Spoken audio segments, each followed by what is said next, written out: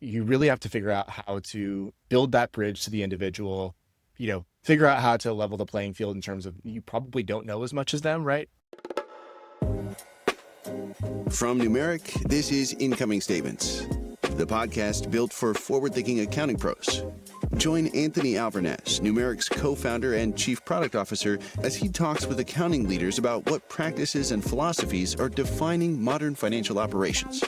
So grab your coffee, throw on some headphones, and let's dive in.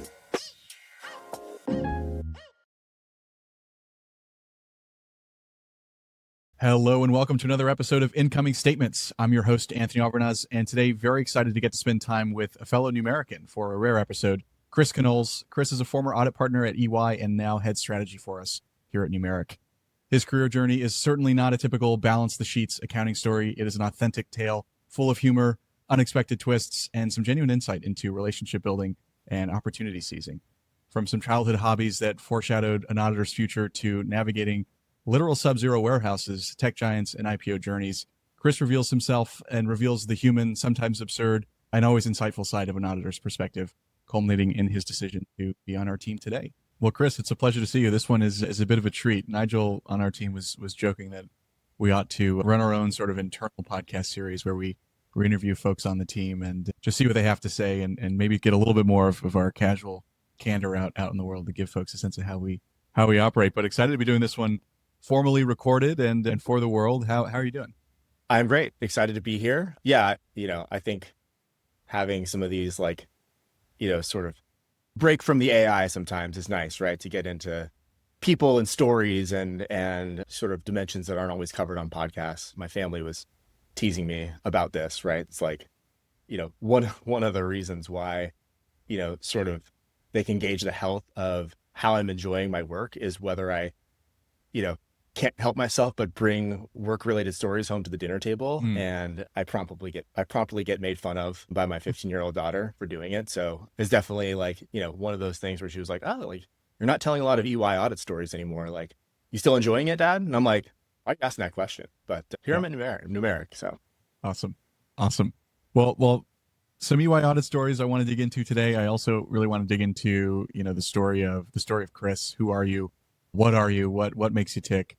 I think, we talked to a lot of folks, obviously finance and accounting professionals on the show here, some of which have had episodes released, some of which just come through the office by nature of what we do.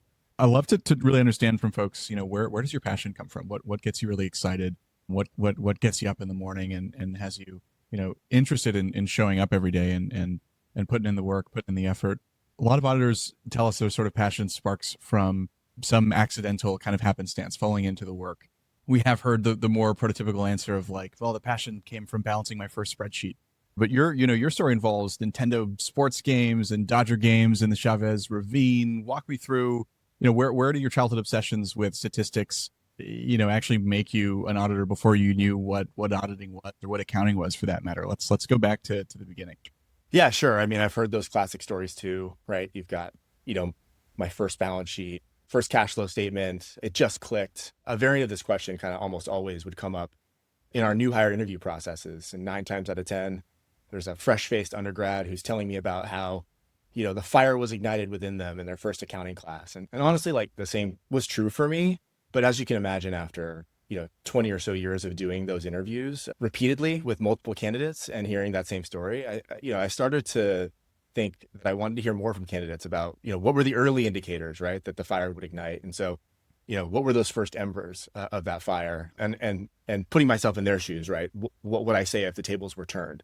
And that's how I really got to that Nintendo story. But, if you really trace it back, it's these sports titles, right? The games, this is the original Nintendo, so probably dating myself, but my parents made me wait a few years after the rest of the kids in the school got it. So I was maybe 9 years old. They didn't have memory initially, so I started keeping these statistical ledgers by hand to track everything. I tracked batting averages, shooting percentage, season-long stats, or just, simulate a season. I probably invented franchise mode if you think about the modern titles now, but it was completely manual just for fun. And later on, they started releasing the titles with memory. I tried to rely on that memory.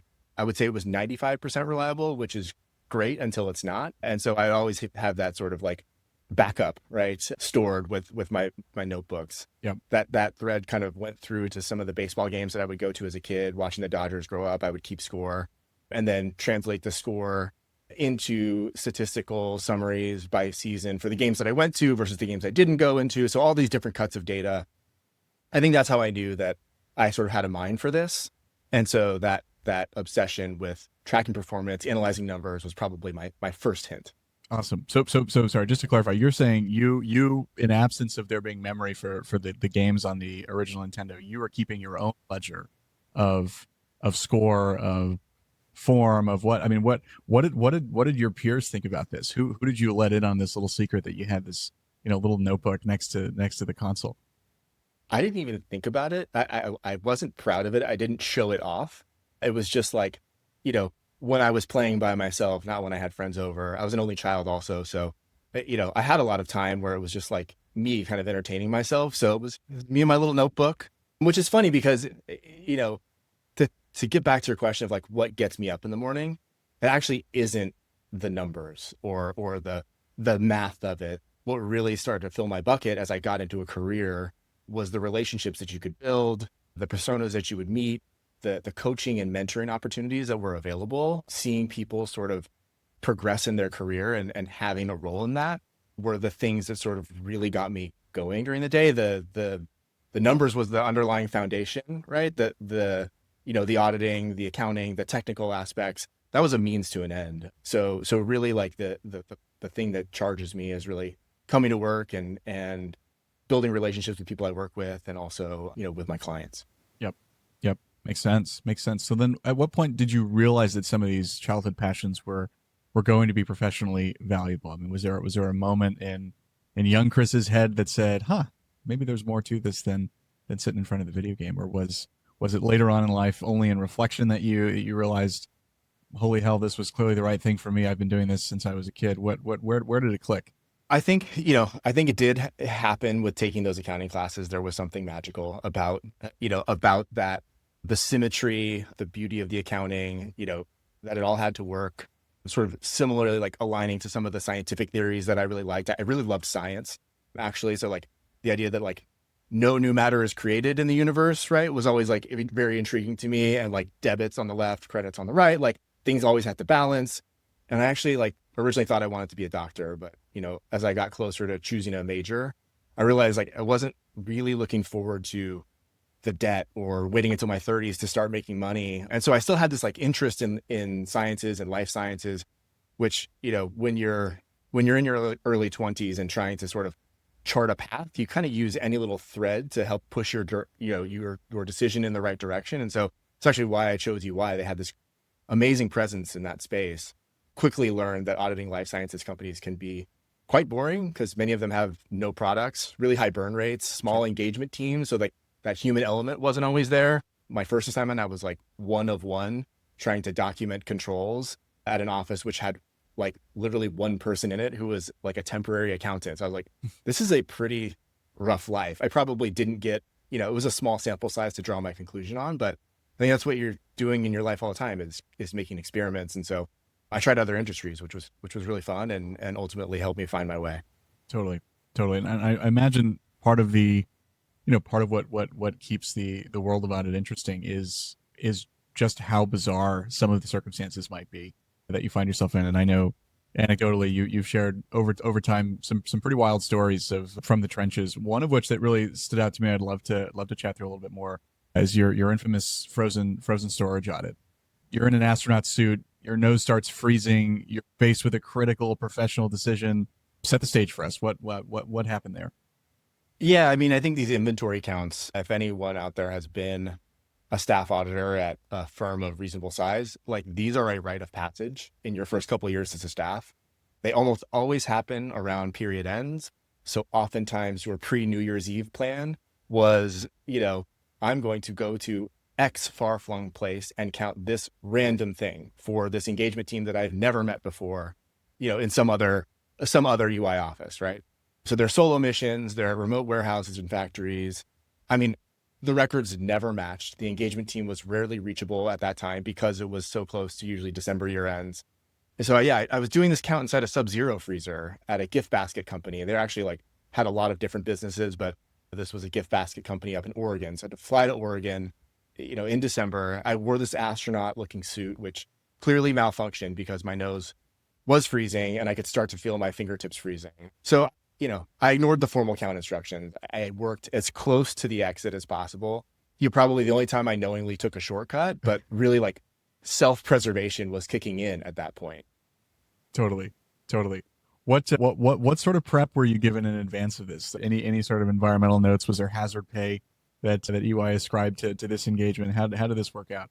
No, I mean, they really just, they tell you that the instructions, you print out the instructions, you follow the instructions, you do your best basically. And they sort of expect some things to go wrong, sort of expect you not to be able to read. They say, call us. Right.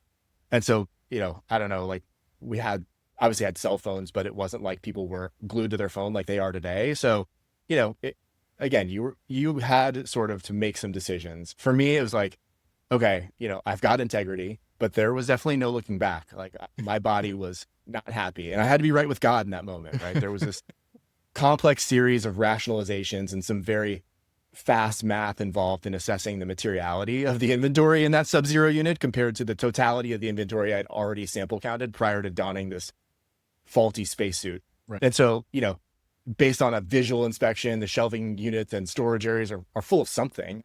Knowing which items those were didn't matter as much to me as that they appeared to exist. So hitting that financial statement assertion based on what I could see with my eyes from where I stood in the unit, and, the count instructions didn't even involve thawing a sample of items to see if they were edible, which seemed weird to me. So I was like, if they're not addressing valuation or if this is even usable. Last thing I thought about was the fraud triangle, which is incentive or pressure, opportunity, and rationalization. I'm like, if someone is going to go to the trouble of overstating inventories with contents of this Sub-Zero unit, they're going to have to risk their life and limb to do so by putting one of these terribly designed suits on. I just wasn't the best bang for their buck. So, maybe a few Omaha steaks walked off the shelves that day or prior and I didn't catch it. But yeah, what are the odds that my counts were going to reveal anything of significance? So this was one of my earliest brushes with one of the fundamental truths of auditing, right? Which is we only need reasonable assurance that the financial statements are free of material misstatement. And at that moment, like going deeper into the Sub-Zero unit seemed like the opposite of reasonable. Oh, and I did document exactly what happened in my report to the engagement team. So I trust they either agreed with my materiality assessment or they ordered a recount and they had to do it over again. Right. And you weren't sent back out there, I'm assuming. So probably the former. Yeah, no, it went on to my New Year's Eve plans. Amazing. I guess more broadly, how do auditors manage that gap between theoretical standards of auditing and some of these real world conditions, cows, chickens, frozen mucus? Where is the line drawn? How do you think about that sort of role of judgment? Yeah, I mean, I think early on in your career, they really, give you the opportunity at the firms to like exercise your professional judgment in some of these situations. I think one of the things that stood out to me in those early years was you're working for this firm. These firms have incredible brands, and that gets you into some pretty like higher leverage situations considering where like a normal 23 or 24-year-old might be, right? You're sitting across from someone with double to triple your years of accounting experience, and that, you're in an adversarial relationship that no one asks to be audited, right? It's usually something that's required, and you have a job to do. And so, you really have to figure out how to, build that bridge to the individual, figure out how to level the playing field in terms of you probably don't know as much as them, right? But clearly, maybe you're both CPAs, maybe you're not even got your CPA certification yet because you still need your hours, and they know all this, right? And so really like, the one common thread that I was able to do that goes beyond the judgment and the professional standards is like, how do you connect with a human being there to like make it more conversational, less transactional, and to get someone to give you information so that you can continue to play the game, right? Right. Not fake it till you make it, but yeah, you want to be able to get people talking, feel comfortable. Yeah. Right. No, absolutely makes sense. And it's very much something that it seems like has been central to certainly your approach to your time thus far at Numeric, but also really central to your audit philosophy about that sort of human connection element. And what I'm hearing from you is sort of what you're getting at there, to me, sounds like if you create the right degree of comfort, then you get honesty and authenticity. And that's really centrally what you're trying to judge from an audit standpoint. A CFO once referred to you as someone who brings a football mentality to audits. What did that mean? Talk us through that. Oh man, yeah. So that was at Sybase. They were a relational database company. And as a staff auditor, you spend so much time on site that you don't even realize you're building these relationships, right? This was again, I'm in my 20s. I'm a relatively junior auditor, and the CFO found this article about me from high school sports. And maybe it was fed to him by the engagement team as a prank. Maybe I had mentioned in one of my attempts to have an authentic human connection with one of the other auditors, they sort of turned against me and mentioned it to the CFO. But in any case, he used his best powers, found the article that was published in the LA Daily News. It was basically a crossover basketball football article that said how, Canoles brings his football mentality to the basketball court. And he basically rewrote it saying how I brought a football mentality to audits. But the article essentially made fun of basically how terrible I was at basketball, but at least I tried hard and played good defense. So, and you've seen that, Anthony, obviously at some of our offsites, right? Like it took quite a long time for us to eliminate each other in horse. So anyway, he sent it to his whole org and our audit team. I was mortified at first, but it actually taught me a big lesson. It's like, hey, you don't want to take yourself too seriously. If the CFO, values the relationship with EY enough and sees you as interesting enough to go through the effort, take, some of his valuable time and do something kind of frivolous just to build a relationship, that's pretty cool. So it's not just about the numbers. It's about trust, rapport, learning the business, having those non-transactional conversations. And that human element is what turns a solid auditor into a trusted advisor. Love it. Love it. Yeah, no. And vulnerability, humor. I mean, I think all of these are pretty fundamental to, enjoying the environment that you're in. Yeah, absolutely. Yeah, absolutely. Healthy amount of that. So you wouldn't call it mortifying, maybe enlightening, maybe a little bit of both. Yeah. Nice. Talk me through then, more broadly, there's always the risk of you bring the proverbial whole self into a work environment. You have that vulnerability, the human, the self-deprecation.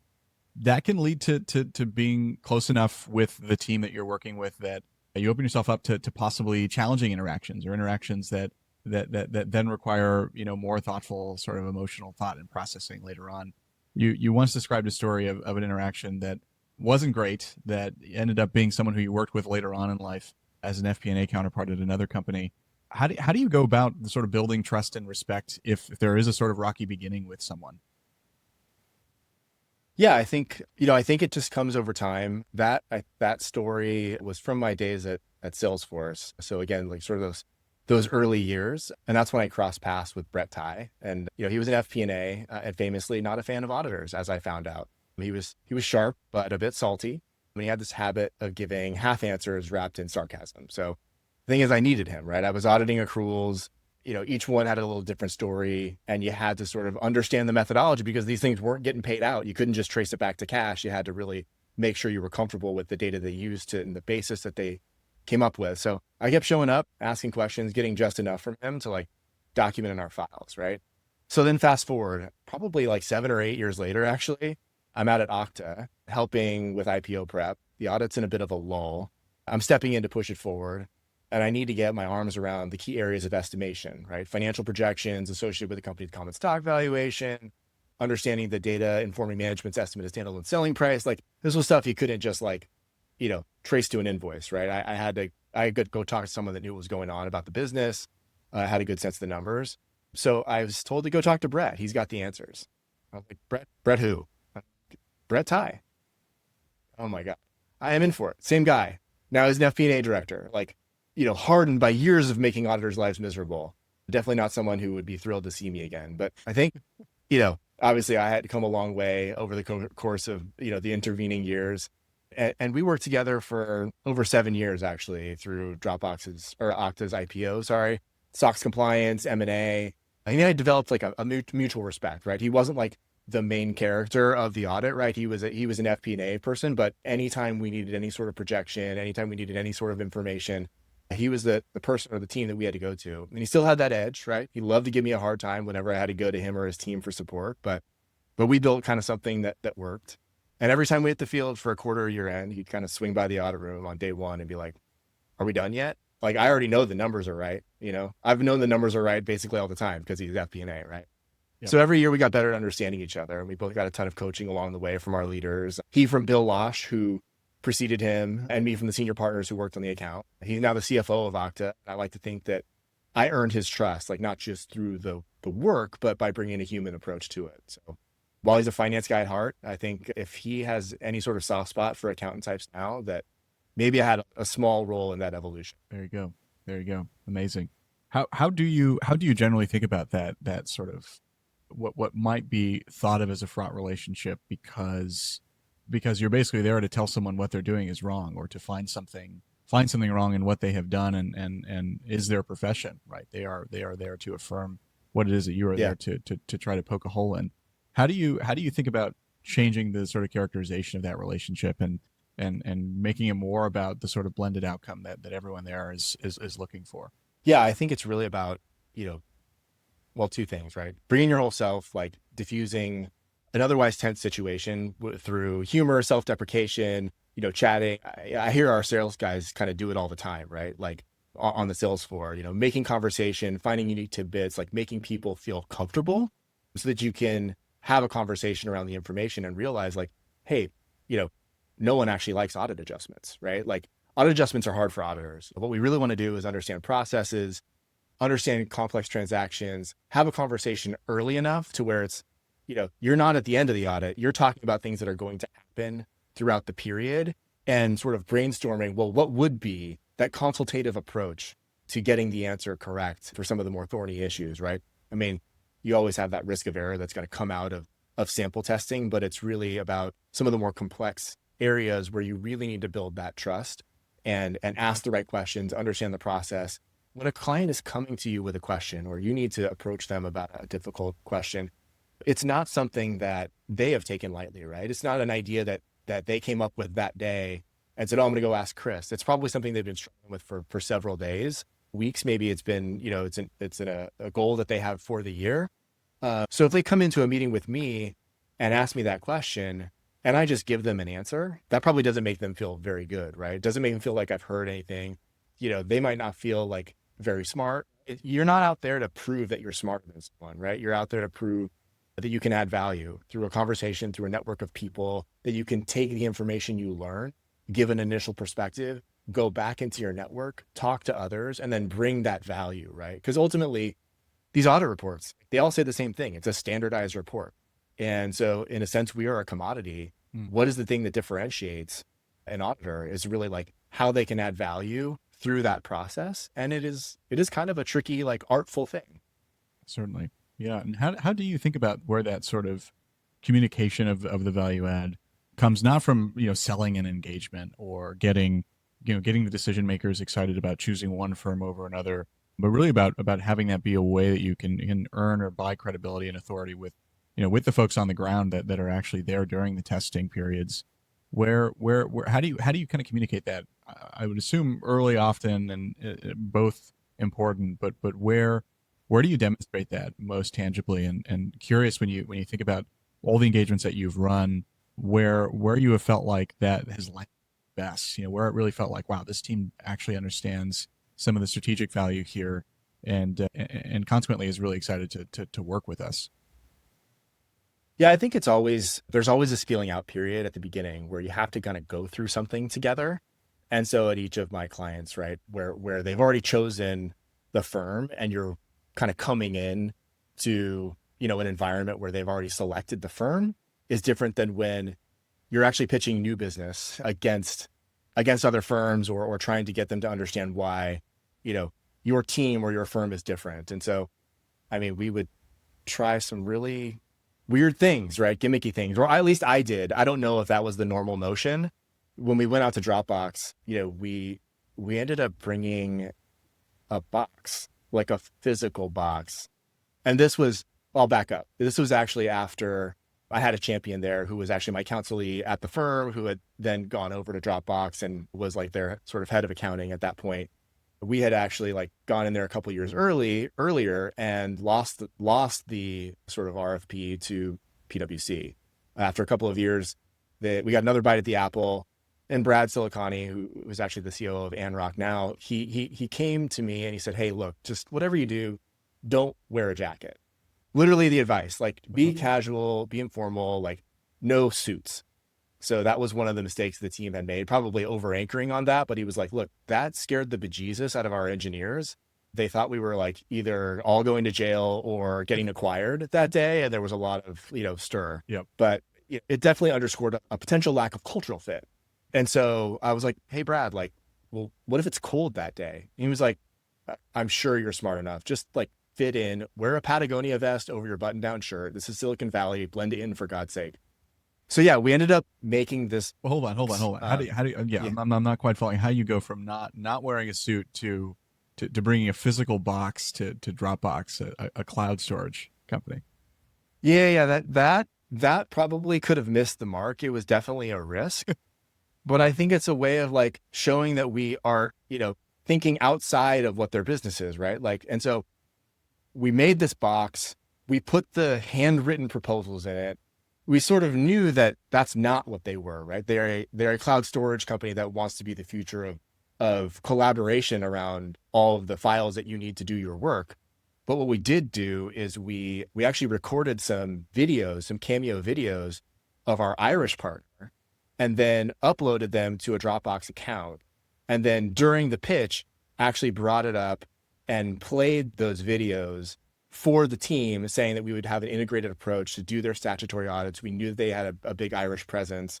And so we had this combined service team. And oh, by the way, like, us dumb auditors who are definitely not like the tech savvy people actually figured out how to like make a video, put it in Dropbox, created the account, pulled it up in the meeting, and it actually went off without a hitch. So yeah, maybe the physical box wasn't the best idea, but I think it was a sort of a nice little art project that kind of got us going. So anything that's like a little different to break up the monotony, right? To differentiate yourself. Yeah, certainly can appreciate that. Really the good lessons in salesmanship and on that front. But I'm curious, how does that approach, or how did that approach evolve from that sort of creativity element that really won over Dropbox to more of the sort of values focused strategy that you had at Grammarly? Yeah, so that was several years later, and maybe that was like a level up moment for me. I was leading that proposal as a partner, as opposed to being one of the senior managers on the team at Dropbox. And so what I really wanted to do is like think about how I had been successful in my career of like understanding a culture at a place, just like being able to fit in. And I took a lot of lessons from before, and I told the team like, we can't just pitch our technical skills. We can't just say we're going to do a great audit. There's a lot of boilerplate stuff that each firm tries to say. And so we really framed our proposal around Grammarly's core values, which I think to this day still, it's called EAGER, which stood for ethical, adaptable, gritty. Maybe E was eager, and then remarkable. And so we showed them a team that understood what they stood for, what we could bring, not only deep expertise, but also people who were just great to work with. We were up against all the big four, including KPMG, who had, I think, probably a really strong chance of getting it. They had a prior relationship with the CFO who was newer, and the controller was also a KPMG alum who was new. I had been building relationships with the previous controller who left, and then this new group came in. It's like, all right, we really have to knock it out of the park. We won that pitch. And interestingly, the controller who did it, he was Kirill, was kind of a crazy like interviewer. He put me and my senior manager sort of against each other, where, he asked us each separately, what would you say the other individual's biggest weakness is?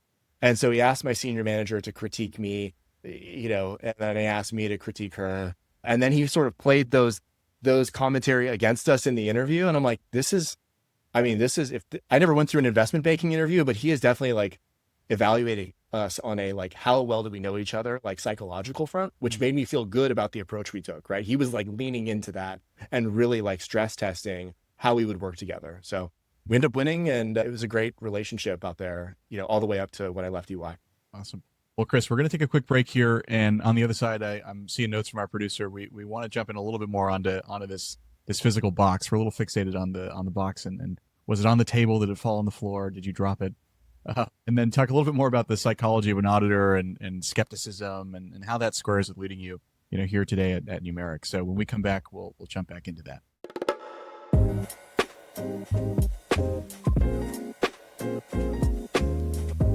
So Chris, not to revisit something we've maybe talked too much about, but I want to come back into the room here. You have this box, you're at Dropbox, there's actual cloud content somewhere, maybe physically linked in the sheets of paper in the box. What were the reactions around the table? Yeah, I mean, I think they thought it was cute, probably, Probably. and So you weren't nice. you, Yeah, you didn't get that feedback directly. No one maybe said. a little maybe a little confusion, right? We sort of carried the box from our office, right, towards Dropbox's office. I'm starting to feel a little like weird about it as I'm doing it. I'm like, okay, like the actual like weight of the box is making me realize that I'm like, this could be a very like bad idea. But The there's weight no of the turning box. So back now. you're saying it's as you're walking carrying this object, it's the weight Yeah, of the object. it's It's got the first 20. time you thought this might be a bad idea. Yeah, so not all ideas are good ideas, right? I think, look, all's well that ends well. We did get there. It did have 20 printed proposals in it to hand out at the table.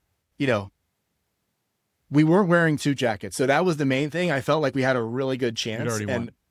The we'd jackets already were at won. home. PwC couldn't win because they were getting replaced, right? So I felt like, let's just go for it. This box, right? It ended up actually like like sort of moving offices as Dropbox started to expand over the years. Brad kind of carried it with him and like would send me pictures of it randomly. Be like, here's the box, right? And like, it's like got a bunch of stuff just like sitting on top of it. And it's like, it's in this like dusty corner. So it was, yeah, it was a bit of a meme that carried throughout the Yeah. relationship. But I think that, again, you bring yourself there, you expose yourself to a little bit, you give someone something, and then it humanizes you. Totally. So in the end, I think it was great. Where is the box today? Do you know? Are you aware of its whereabouts? The box is hopefully properly destroyed, recycled, as all boxes should be, right? It's probably another box serving a purpose. Okay. All right. Fair enough. Fair enough. Well, then I want to kind of dovetail that into understanding a little bit more about the psychology of an auditor. And I think, in some ways, some of that story, fun as it is, sits in my mind as a bit of a contradiction. And maybe that's part of the misconception where we're kind of breaking through here. But would you consider auditors to be naturally conservative, naturally skeptical? And do you think that at any point in time that skepticism might blind someone from more of the sort of entrepreneurial potential, in observation that certainly would lead someone to an earlier stage company and want to get into that a bit more and hear more of your perspective on that front. But talk to me about the psychology, the skepticism, how you feel about that. Where has that played a role in your career? Yeah, I mean, I definitely learned some early lessons. We were always taught to, even though you're bringing, this relationship aspect of it, you still have to, maintain this skeptical nature to question everything. But I guess the way I would sort of relate this and the way I learned the lesson of, well, maybe you shouldn't be skeptical when it comes to the potential of certain ideas. One of the people that really left a big impression on me is a young auditor, and maybe he doesn't even remember who I am, but it was Joe Allenson at Salesforce. He was just an absolute legend, sort of had joined the company after a pretty good career. I think he was at Auditors before, but went on to serve in just about every senior finance and accounting role at Salesforce over the next like 20 plus years. I think he most recently just retired. And at the time, we weren't totally sure what his official title was. He seemed to just kind of float across finance and accounting with this unique gift for talking to auditors for really long stretches. We literally had a charge code labeled relationship building with Joe. But the bottom line was that Joe had his hands on a lot and could usually give us a good lay of the land and direct us to the right person on the team. And so during one of those conversations, before we got to the right person, probably it was Brett, right? The accrual that I needed to audit. But during one of those conversations, after covering like sports, the rise of the internet, Google's growth potential, Joe suddenly says like, hey guys, like Salesforce is going to do $1 billion in revenue. We all kind of like laughed, not politely, but like audibly.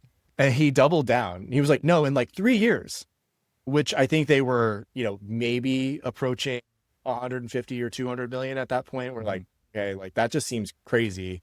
You'd have to sort of like, do better than you had done with the law of small numbers, right? To get to this point. But sure enough, he was right. He could see it. Right? He was obviously in a lot more conversations about the business and where they were headed. I could see that inflection point, and we looked like the fools, despite being the auditors on the ground. And that was a moment that really stuck with me. It didn't get us fired or anything, so it was fine, right? Harmless. Early in my career, I had all the technical tools to execute procedures, but like I hadn't yet developed this lens to recognize visionary thinking when I saw it. Yeah. And it taught me a lot about the difference between auditing sort of history, looking backwards, versus anticipating growth and what vectors might drive that. Yep. Yeah, and some of those vectors of growth, some of those sort of characteristic examples of innovation, I feel like surrounded by a lot of that in by nature of auditing. Obviously, you also spent some time auditing different Google X projects. Curious how being around some of that cutting edge innovation, that sort of bleeding edge of any given facet of technology or industry, how did that teach you a little bit more about risk and innovation, and really want to understand sort of all the pieces that have shaped the way you think about the world today? Yeah, I mean, well, the first thing it taught me was that I was on the get rich slow plan as an auditor, and I had chosen the wrong major in school. Definitely seeing some of those compensation structures and just, well, it was the first time I appreciated the talent wars that were being waged Mm. by top companies in Mm. Silicon Valley, and why was that talent needed, right? Like everyone was trying to, you know, achieve these lofty goals, these company building strategies, and you needed the engineering talent to do it. At the time was the early 2010s during the push from desktop to mobile, I think, the iPhone versus Android war, like the smartphone boom. Mhm. That's something that's still kind of going on today. Everyone's like looking for great engineering talent, especially, you know, with this era of exponential growth spawned by AI. And it's been really interesting to see, here at Numeric, the thoughtfulness, rigor, and strategy that is applied to our end recruiting that I never actually saw as an auditor. So it's just like, it's kind of opened my eyes coming here and seeing, it's not just like looking at these compensation plans or these like, new businesses that Google was growing, but also like, just how thoughtful it is to bring just one engineer into a company, and you're evaluating these people across all these dimensions because, you know, in a startup environment, like each person actually has like a high percentage contribution to the whole, because you start so small, right? And so like there's an outsized weight of each new incremental person. And also the fact that, you could bring on a lot of people and all of a sudden you're in the situation where, you know, more than half of your people actually were not at the company, 1 year ago. And so really like making sure that you are thinking ahead about not just the talent, but also, is there a fit? Is there a culture? Like, do they embody some of the same values and mindsets? So it kind of ties back to, really understanding people as well. Certainly, and all of that really centering. It sounds like around this notion of relationships. I'm curious how would you characterize how your audit relationships really created not just that sort of psychological shift into really leaning into the numbers can get very big and you shouldn't shy away from the potential, but also to how there might have been pathways to Numeric. I know your connection to us essentially began through Ajay when you were at Dropbox on that engagement. Tell me about how did those past relationships guide your decision to leap into joining a growth stage SaaS company? Yeah, I mean, luckily Ajay didn't throw up on the proposal idea, and we actually had a pretty successful run of working together at Dropbox. And so, kind of like thinking through my next steps, I started to feel like, the regulatory landscape was taking time away from the parts of the job that brought me the most joy. Building client relationships, solving hard technical problems, coaching and mentoring those younger team members. And I had to ask myself, like, is there enough to actually sustain me for another 15 years? Or is there another way that I can apply those things in a new environment? And so one of the things that I think EY did me a solid in terms of like sparking something new for me was a project that I took on around the audit of stock-based compensation. And so EY was experimenting with new ways of auditing complex areas, creating centers of excellence, like building nimble technical teams, iterating on methodology to try and like reinvent itself. And I helped lead that charge. So we rebuilt the approach.